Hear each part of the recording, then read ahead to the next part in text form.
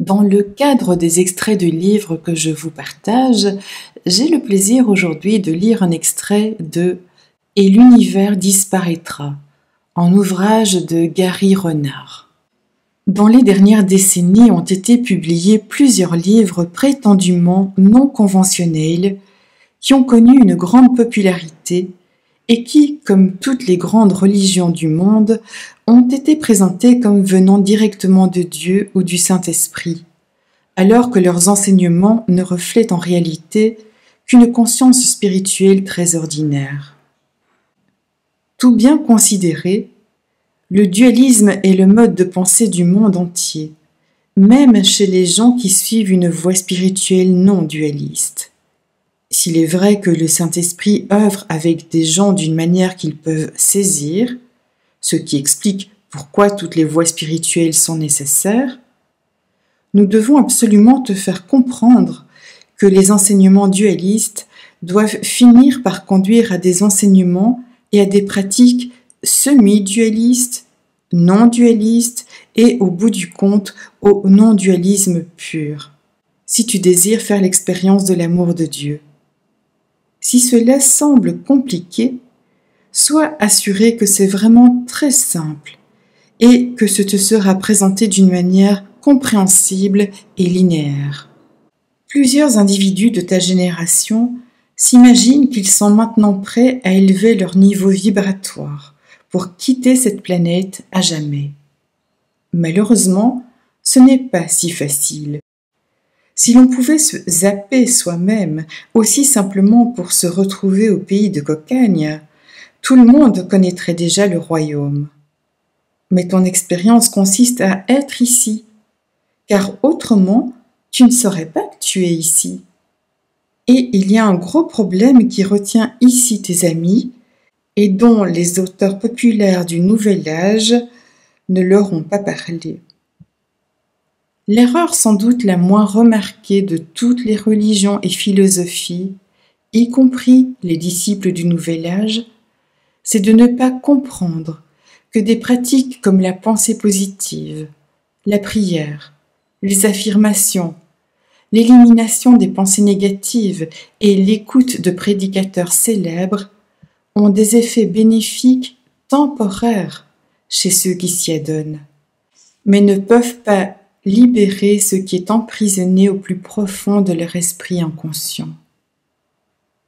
Cet esprit inconscient, que vous ignorez complètement, puisqu'il est inconscient, est dominé par un système de pensée malsain qui est partagé collectivement et individuellement par tous ceux qui viennent en ce faux univers.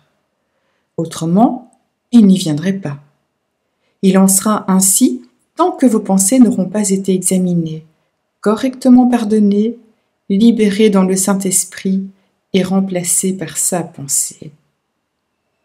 En attendant, vos croyances cachées continueront de vous dominer et de s'affirmer d'une façon prédéterminée. Le monde ne fait que réaliser un scénario symbolique auquel chacun a consenti à participer avant même de sembler arriver ici. Vos bons moments en ce monde ne sont bons qu'en comparaison des mauvais. La comparaison n'est pas valable, car ni les bons moments apparents, ni les mauvais ne sont le ciel. Tu finiras par comprendre que tout cela n'est qu'une illusion, que ta perception à laquelle tu accordes une grande valeur te trompe, tout simplement. Tu n'écouterais pas ton système de pensée inconscient s'il ne se cachait pas et ne te trompait pas, car il est si manifestement détestable et il cause tant de douleur quand on l'écoute que tu le fuirais si tu pouvais réellement l'examiner. Jésus peut t'aider à l'examiner. Il peut t'indiquer un moyen de rendre conscient ton esprit inconscient à un point que Freud n'aurait même pas pu imaginer. Il en était ainsi il y a 2000 ans et c'est toujours le cas. La première personne qui a dit que plus ça change, plus c'est pareil, a touché la cible universelle en son plein centre holographique. Mais il y a un moyen d'en sortir. et c'est ce qui devrait t'encourager. Pour t'aider, nous ne t'offrirons pas la prétendue sagesse ancienne dont raffolent tant vos sorciers spirituels contemporains. Tu apprendras plutôt que presque tout ce que le monde considère comme étant la sagesse ancienne est en réalité une fumisterie.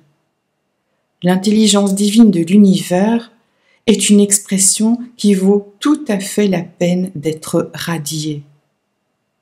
Tu apprendras que les bébés ne naissent pas avec un dossier vierge et une tendance naturelle à l'amour, pour être ensuite corrompus par le monde. Tu découvriras que tu devrais travailler un peu pour retourner à Dieu. Non pas travailler dans le monde, mais sur tes pensées. Tu auras l'impression que nous portons des jugements, beaucoup de jugements. Et il y a une bonne raison à cela. C'est que nous ne pouvons t'enseigner quelque chose qu'en mettant la pensée du Saint-Esprit en face de celle du monde. Son jugement est fiable et conduit à Dieu. Votre jugement est faible et vous reconduit sans cesse ici. C'est pourquoi l'univers ne cesse de répéter toujours le même scénario. Pourquoi les gens tombent malades? Quelle est la raison de tout échec, accident, penchant ou désastre naturel? Quelle est la véritable cause de toute violence, du crime, de la guerre et du terrorisme mondial? Quelle est la seule solution valable à tout cela et comment l'appliquer? On t'a dit que la vérité te libérerait, c'est vrai. Mais personne ne te dit ce qu'est la vérité.